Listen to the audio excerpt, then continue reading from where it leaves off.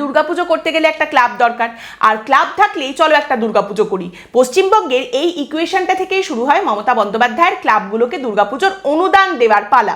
যদিও খুব ইন্টারেস্টিং একটা বিষয় হচ্ছে, মমতা বন্দ্যোপাধ্যায় যখন 2011-তে প্রথম ক্ষমতায় আসেন, সেই সময় থেকে তিনি কিন্তু দুর্গাপুজোর অনুদান দেওয়া শুরু করেছিলেন এমনটা নয়। এমনকি দ্বিতীয়বার যখন মমতা বন্দ্যোপাধ্যায় জিতে আসেন পশ্চিমবঙ্গে 2016-তে, তখনও তিনি এই অনুদান শুরু করেননি।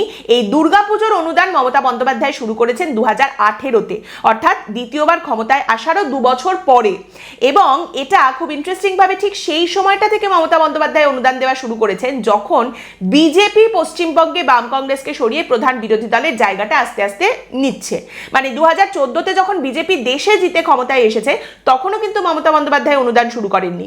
বিজেপি যখন পশ্চিমবঙ্গে আস্তে আস্তে ডেন্ট ফেলতে শুরু করেছে, দাগ কাটতে শুরু করেছে, সেই সময় থেকে এই অনুদানের সূত্রপাত।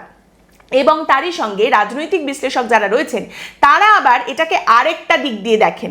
আপনারা জানেন যে পশ্চিমবঙ্গে এখন বলা হয় মোটামুটি 45,000 ক্লাব যারা এই অনুদান পায়, আর পশ্চিমবঙ্গে বুথের সংখ্যা হচ্ছে 80,000-এর কিছু বেশি। তার মানে আপনি যদি একটা গড়ে হিসেব করেন তাহলে দেখা যাবে পশ্চিমবঙ্গের প্রত্যেক 2টো বুথ পিছু একটা করে কমিটি কিন্তু এই অনুদানের টাকাটা পাচ্ছে। এইটাও কিন্তু একটা রাজনৈতিক অঙ্ক। আর এই অনুদানের পরিমাণ তো আস্তে আস্তে বাড়তেই থেকেছে। 1,10,000 টাকা করে প্রত্যেকটা ক্লাবকে দেওয়া হচ্ছে। এর সঙ্গে বিদ্যুতের বিলের ওপরেও ছাড় রয়েছে, এবং সেই ছাড়ের পরিমাণও প্রত্যেক বছর ক্রমাগত বেড়েই চলেছে। এবং এই গোটা অনুদান থেকে যা ক্ষীর পাওয়া যায়, সেই ক্ষীরটা সম্পূর্ণরূপে যায় তৃণমূল কংগ্রেস শাসক দল এবং মমতা বন্দ্যোপাধ্যায়ের দিকে।